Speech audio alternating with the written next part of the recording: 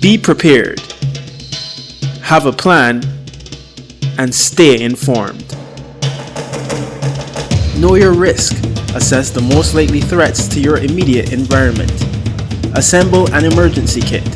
The emergency kit should include first aid supplies, a flashlight, extra batteries, at least 3 days of non-perishable food and water, and a supply of any necessary medications.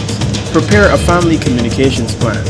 Know how you will contact one another, how you will get back together if separated, and what you will do in different situations. Establish an evacuation route and locate the shelter nearest to you. Secure your home. Outdoor furniture and other objects can pose a potential hazard. Protect important documents. In the event of a disaster, you will need identification and financial documents to begin the recovery process.